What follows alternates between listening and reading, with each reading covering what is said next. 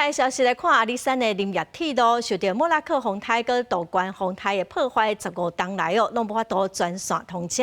今仔总算是开好全线通车咯。头一班的火车在85个星期对嘉义出发，要上阿里山哦。这班车的车票伫10分钟内拢抢了，煞来10几天哦，嘛拢无票咯。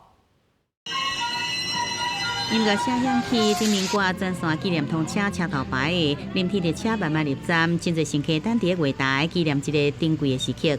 他出生那一年，一直都没有机会搭这个小火车。经过15年修整完毕之后，那一定要来参加这个首航这样子。我从新竹来，因为我之前就有搭过，那我之前搭到十字路，然后这次听说全线通车，就特别赶来搭。 嘉义开往阿里山的头一班登记列车，早起10点首航，总共85个椅仔位，10分钟内底就卖了啊！抢到票的民众拢真欢喜，因为等15年才发到再看到阿里山林铁全线来通车。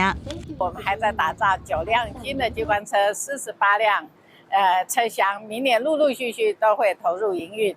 阿里山林铁经过莫拉克甲道关风台设计，经过星期42号崩坑，才修复工程，才恢复全线通车。林铁甲文资施工正伫打造新机关车甲车厢，未来再服务更加侪人，也回应感美之期林铁观光列车无这个无障碍设施的争议。和规划打造观光列车的无障碍车厢，那希望在今年底前可以发包开始施作。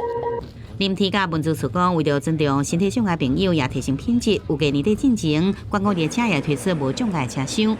记者综合报道。